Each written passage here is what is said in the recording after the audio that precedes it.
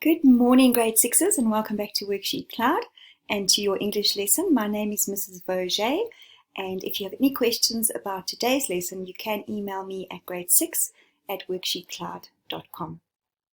As you know, we've been reading our novel, Wonder, so we're going to carry on with that.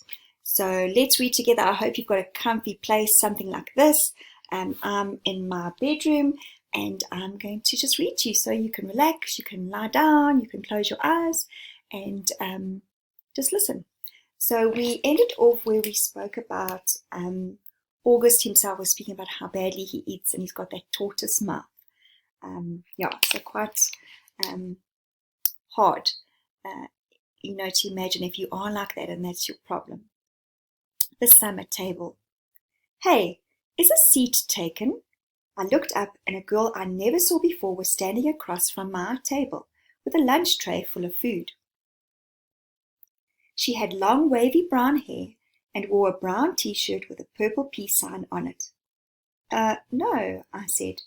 She put her lunch tray on the table, plopped her backpack on the floor and sat down across from me. She started to eat the mac and cheese on her plate. Ugh, she said after swallowing the first bite. I should have bought a sandwich like you did. Yeah, I said, nodding. My name is Summer, by the way. What's yours? August. Cool, she said. Summer. Another girl came over to the table carrying a tray. Why are you sitting here? Come back to the table. It was too crowded, Summer answered her. Come sit here, there's more room. The other girl looked confused for a second. I realized she had been one of the girls I'd caught looking at me just a few minutes earlier, hand cupped over her mouth, whispering. I guess Summer had been one of the girls at that table, too. Never mind, said the girl, leaving. Summer looked at me, shrugged, smiled, and took another bite of her mac and cheese. Hey, our names kind of match, she said as she chewed. I guess you could tell I didn't know what she meant. Summer, August, she said, smiling, her eyes open wide as she waited for me to get it. Oh yeah, I said after a second. We can make this the summer-only lunch table, she said. Only kids with summer names can sit here. Let's see, is there anyone here named June or July? There's Maya, I said. Technically, May is spring, Summer answered, but if she wanted to sit here, we could make an exception. She said it as if she'd actually thought the whole thing through. There's Julian. That's like the name Julia, which comes from July. I didn't say anything. There's a kid named Reed in my English class, I said. Yeah, I know Reed, but how is Reed a summer name? She asked. I don't know, I shrugged.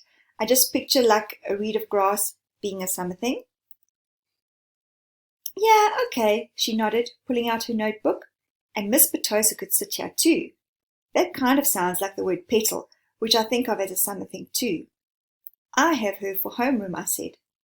I have her for math, she answered, making a face. She started writing the list of names on the second to last page of her notebook. So, who else? She said. By the end of lunch, we had come up with a whole list of names of kids and teachers who could sit at our table if they wanted.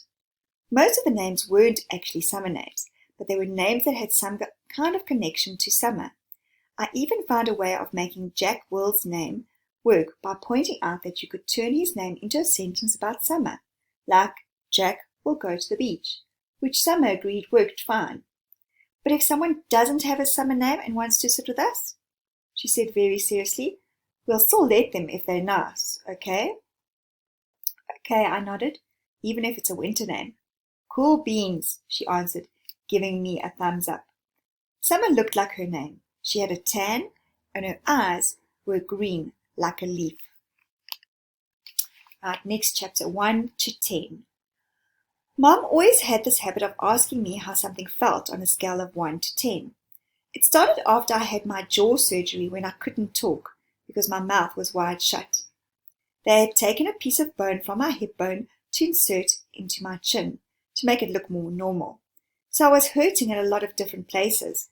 Mom would point to one of my bandages, and I would hold up my fingers to show her how much it was hurting. 1 meant a little bit, 10 meant so much. Then she would tell the doctor when he made his rounds what needed adjusting, or things like that. Mom got very good at reading my mind sometimes. After that, we got into the habit of doing the 1 to 10 scale for anything that hurt. Like if I just had a plain old sore throat, she'd ask 1 to 10, and I'd say 3, or whatever it was. When school was over, I went outside to meet Mom, who was waiting for me at the front entrance, like all the other parents or babysitters. The first thing she said after hugging me was, "So, how was it? 1 to 10? 5, I said, shrugging, which I could tell totally surprised her. "Wow," she said quietly, "that's even better than I hoped for. Are we picking Via up? Miranda's mom is picking her up today. Do you want me to carry your backpack, sweetness?" We had started walking through the crowd of kids and parents, most of whom were noticing me, secretly pointing me out to each other. "Fine," I said. "It looks too heavy, Augie." She started to take it from me. "Mom," I said, pulling my backpack away from her. I walked in front of her through the crowd. "See you tomorrow, August." It was Summer. She was walking in the opposite direction.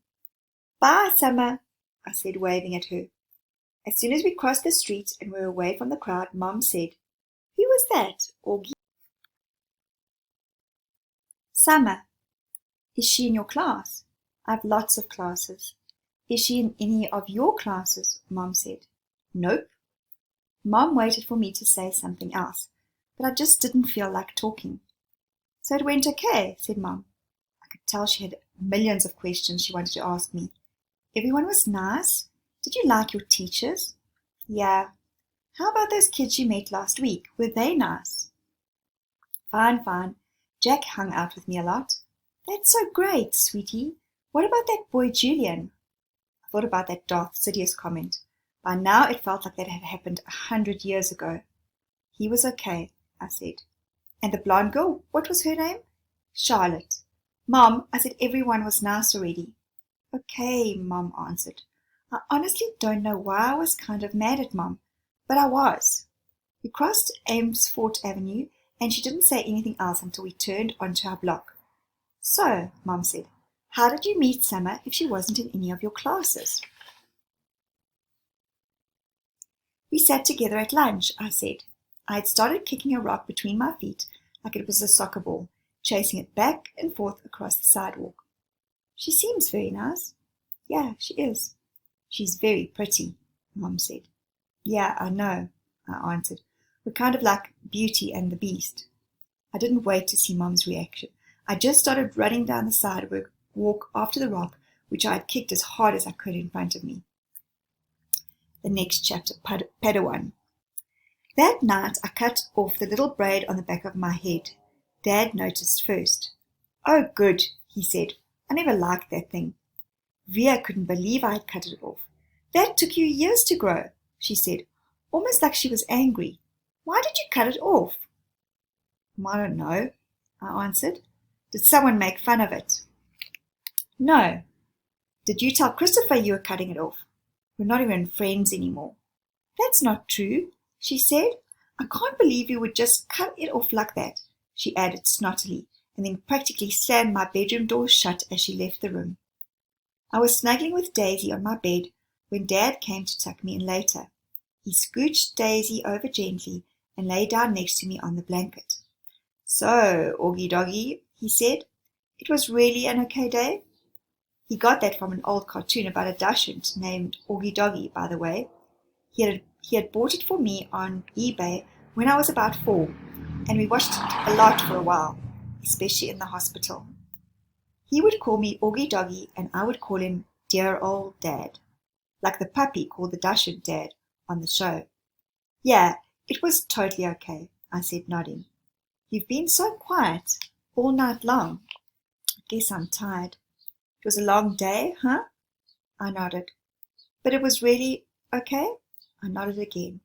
He didn't say anything, so after a few seconds I said, "It was better than okay, actually." "That's great to hear, Augie," he said quietly, kissing my forehead. "So it looks like it was a good call Mom made. You're going to school?" "Yeah." "But I could stop going if I wanted to, right?" That was the deal, yes, he answered. Though I guess it would depend on why you wanted to stop going too, you know. You'd have to let us know.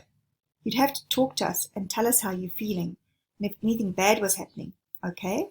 You promised you'd tell us. Yeah. So can I ask you something? Are you mad at Mom or something? You've been kind of huffy with her all night long. You know, Augie, I'm as much to blame for sending you to school as she is. No, she's more to blame. It was her idea. Mom knocked on the door just then and peeked her head inside my room. Just wanted to say good night, she said. She looked kind of shy for a second. Hi, Mama, Dad said, picking up my hand and waving it at her. I heard you cut off your braid, Mom said to me, sitting down at the edge of the bed next to Daisy. It's not a big deal, I answered quickly. I didn't say it was, said Mom. Why don't you put Augie to bed tonight, Dad said to Mom, getting up. I've got some work to do anyway. Good night, my son, my son. That was another part of Augie Doggy routine, though I wasn't in the mood to say, good night, dear old Dad. I'm so proud of you, said Dad, and then he got up out of bed. Mom and Dad had always taken turns putting me to bed.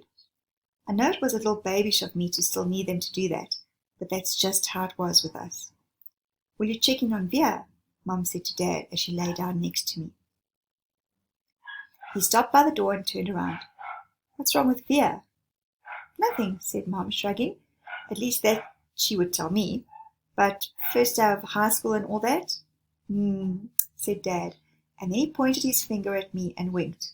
It's always something with you kids, isn't it? He said. Never a dull moment, said Mom. Never a dull moment, Dad repeated. Good night, guys. As soon as he closed the door, Mom pulled out the book she'd been reading to me for the last couple of weeks. I was relieved, because I really was afraid she'd wanted to talk, and I just didn't feel like doing that. But Mom didn't seem to want to talk either. She just flipped through the pages until she got to where we had left off.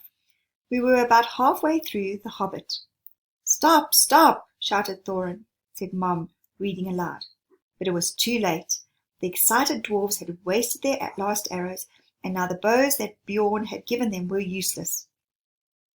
They were a gloomy party that night, and the gloom gathered still deeper on them in the following days.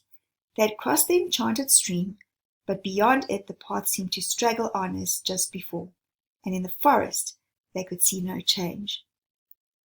I'm not sure why, but all of a sudden I started to cry. Mom put the book down and wrapped her arms around me. She didn't seem surprised that I was crying. It's okay, she whispered in my ear. It'll be okay. I'm sorry, I said between sniffles. Shh, she said, wiping my tears with the back of her hand. You have nothing to be sorry about. Why do I have to be so ugly, Mommy? I whispered. No, baby, you're not. I know I am. She kissed me all over my face. She kissed my eyes that came down too far. She kissed my cheeks that looked punched in. She kissed my tortoise mouth. She said soft words that I know were meant to help me, but words can't change my face. Wow. Right, September. The rest of September was hard. I wasn't used to getting up so early in the morning. I wasn't used to this whole notion of homework. And I got my first quiz at the end of the month. I never got quizzes when Mom homeschooled me. I also didn't like how I had no free time anymore. Before, I was able to play whenever I wanted to, but now it felt like I always had stuff to do for school. And being at school was awful in the beginning. Every new class I had was like a new chance for kids to not stare at me. They would sneak peeks at me from behind their notebooks or when they thought I wasn't looking. They would take the longest way around me to avoid bumping into me in any way, like I had some germ they could catch. My face was contagious. In the hallways, which were always crowded, my face would always surprise some unsuspecting kid who maybe hadn't heard about me. The kid would make the sound you make when you hold your breath before going underwater, a little sound. This happened maybe 4 or 5 times a day for the first few weeks, on the stairs, in front of the lockers, in the library. 500 kids in a school. Eventually, every one of them was going to see my face at some time. And I knew after the first couple of days that word had gotten around about me, because every once in a while I'd catch a kid elbowing his friend as they passed me, or talking behind their hands as I walked by them. I can only imagine what they were saying about me. Actually, I prefer not to even try imagine it. I'm not saying they were doing any of these things in a mean way, by the way. Not once did any kid laugh or make noises or do anything like that.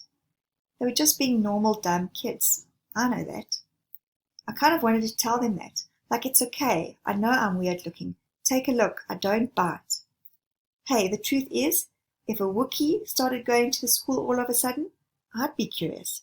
I'd probably stare a bit.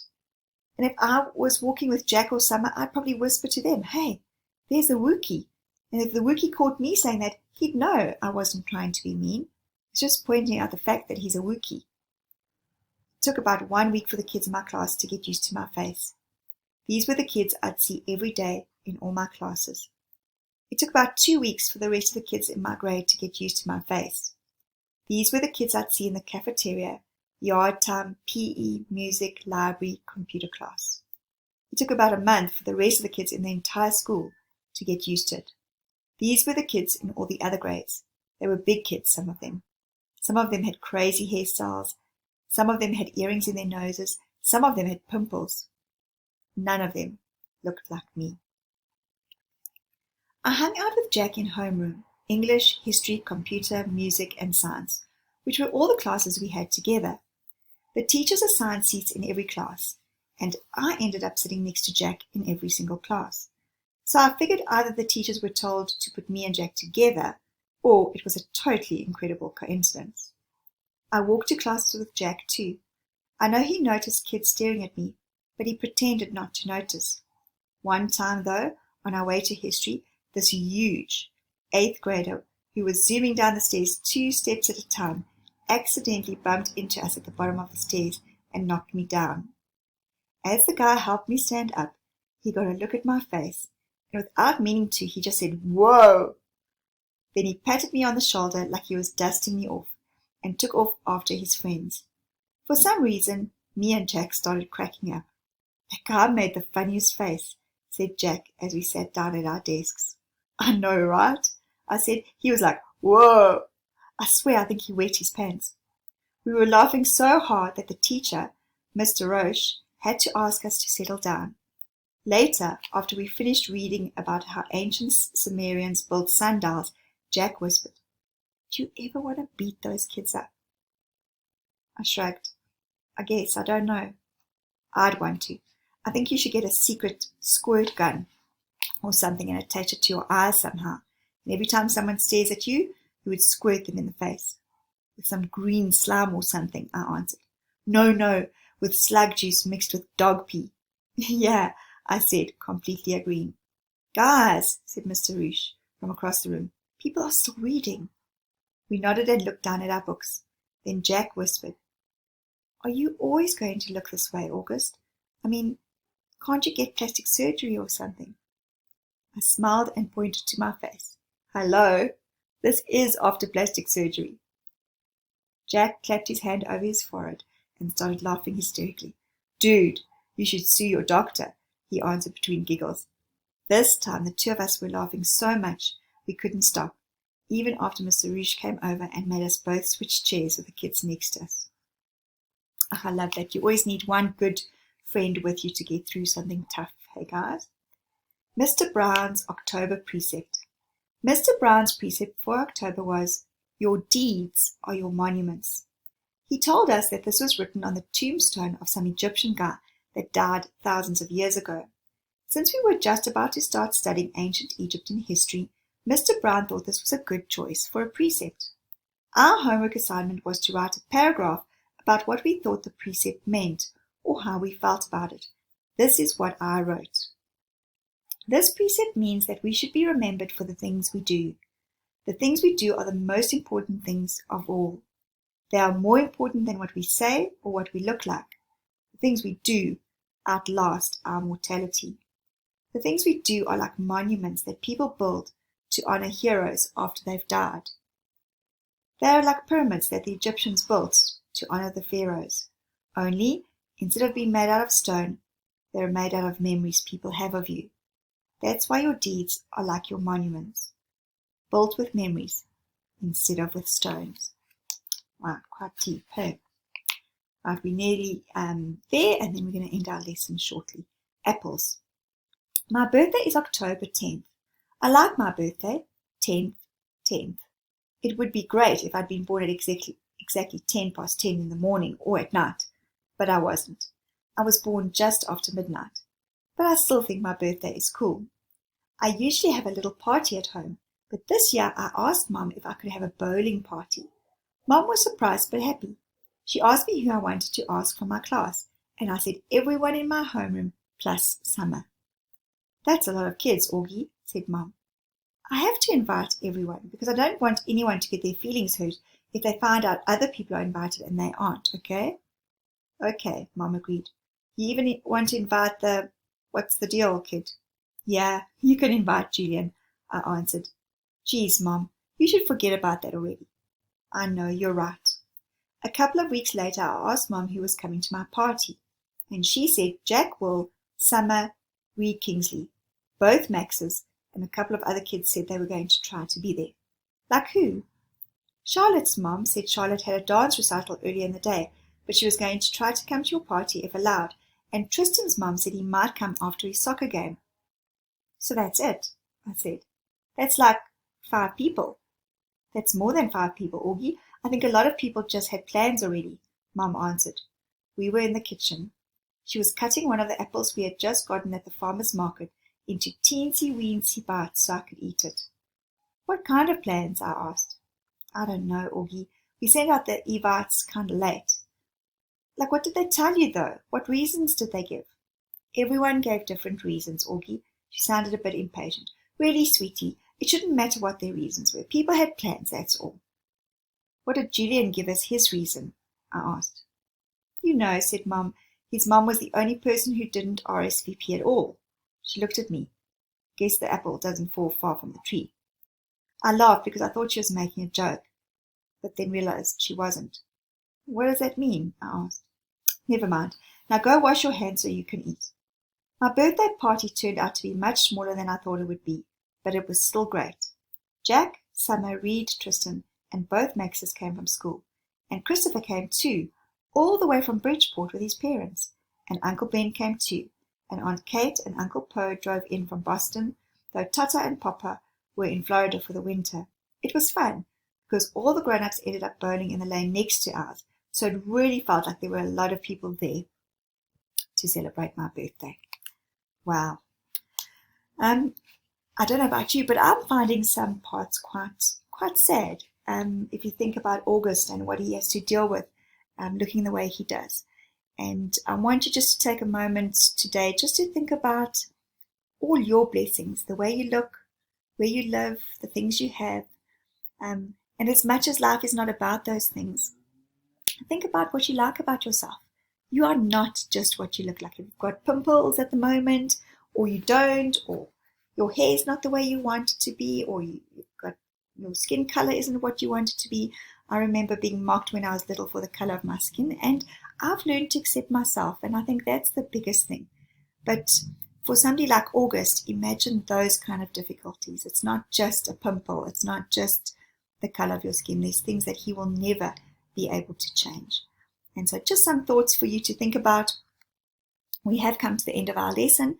So thank you so much again for watching, grade 6s. Remember, you can email me at grade6@worksheetcloud.com, and then there will be a activity for you to do when you click and close the video. So have a wonderful day, and remember, I will be here, same time, same place. Bye, everybody.